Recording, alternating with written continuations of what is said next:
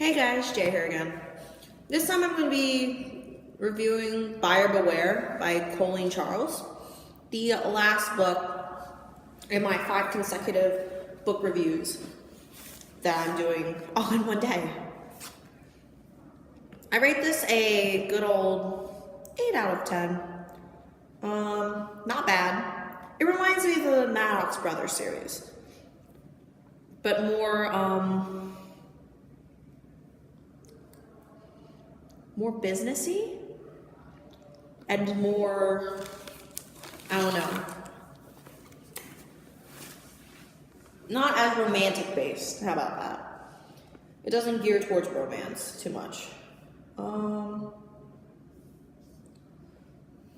Let me pull up the synopsis and I can give you guys a spoiler-free review.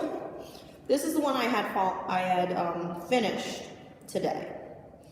I was already near the end, so I got most of the beginning parts are a little hazy. But it'll be better for you. It's spoiler-free. I said I could do casual and I swore I'd never fall in love. I lied. I know all about her type. Dirt poor, check. Gold digger, check, check. Marcella's hot as hell and just as intriguing. I live in a swanky Vegas penthouse on top of my equally posh boutique casino.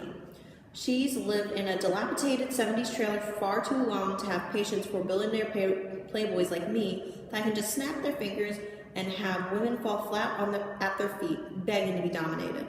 She stands for everything I despise, which is why my obsession with her makes zero sense. She's innocent incarnate. I'm the guy who steals it.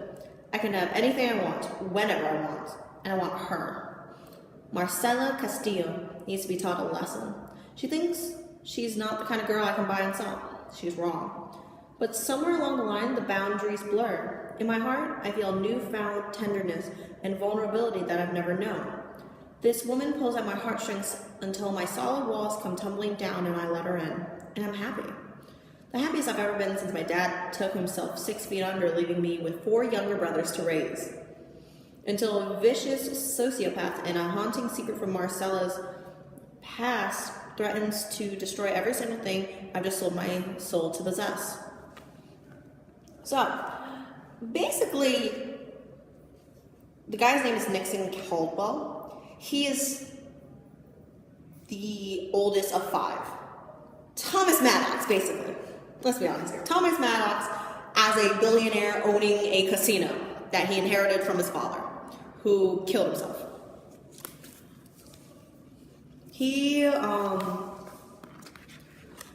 Thing is, how the story goes, it reminds me of the Maddox brothers, but not so much that I can say it's on that level. Like, it's really on that level.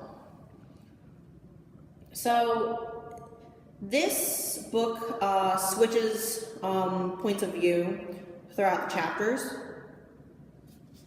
like 4-Week Fiancé did. So it switches between his name's Nixon. He owns a casino that he inherited from his father, who had passed. He has 4 younger brothers that he helped to raise. Marcella, if I remember correctly, works at Nixon's casino, called the Armonico, Armonico, with an accent somewhere in there above one of the O's. And they're in Vegas.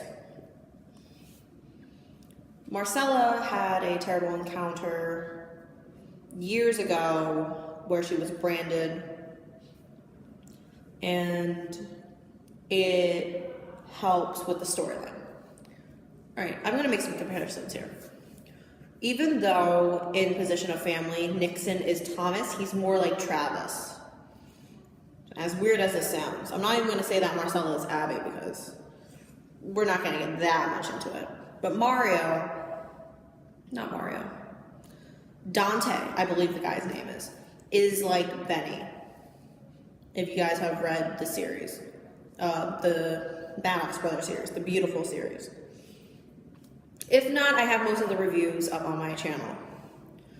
But Dante, I believe the guy's name is, owns a rivaling casino and ended up causing Nixon's father to commit suicide and killed Marcella's parents and branded her with, I believe, a tattoo or it's a burn mark on one of her legs. So she's technically forever in debt because her parents got into the States through Dante, I believe.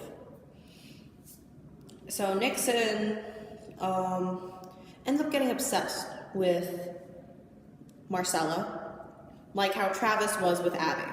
That's really the comparison there. She is everything that, Marcella is everything that Nixon doesn't like, for some odd reason. And he's still obsessed with her anyway, and they do end up falling in love. There is some romance, but it's not completely romance-based. It's a lot of hardships going on before they get really into, hey, we're in a relationship. So, she works at the casino, I believe, as a waitress at Nixon's casino. She ends up getting his attention somehow. No, she does not work at his casino. Her brother, Manny, does. Works at the casino. I'm sorry about this confusion. Manny, her older brother, works at the casino. He's a druggie and an alcoholic, I believe. She came one day to the casino to drop off his lunch, I believe, because he works out on the floor. Nixon passes by and sees her and thinks, oh my God, such a beautiful creature. I must have her, kind of thing.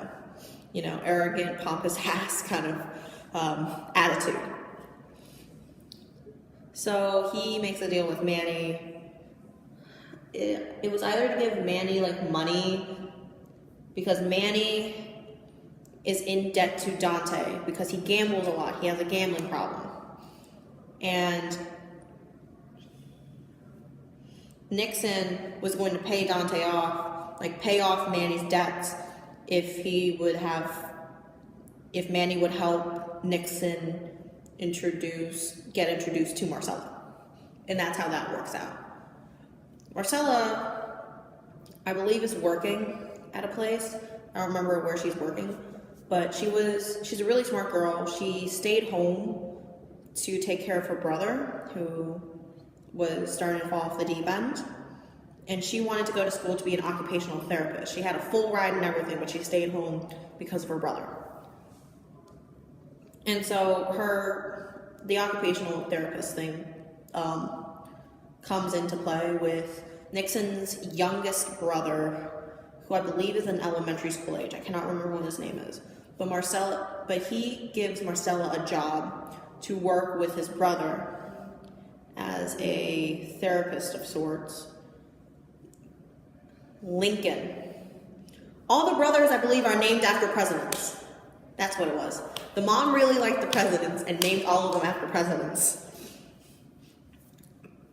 Which I like to compare to how the Maddoxes were all born on, holidays. on the American holidays. So Lincoln and Marcella bond. Marcella sees that Nixon's not so bad. They kind of start falling in love till she finds out that he's been paying off Manny's debts, and things just kind of go to hell from there because she doesn't like secrets. Obviously, who does? You don't want to start off on a relationship on the bad foot. So by the end of the story, I mean, this book of the series, it had a satisfying ending. Of course, things end up happy. When don't they? Unless you're reading the Divergent trilogy, then you screwed. You screwed, honey. You screwed. I've already read that trilogy.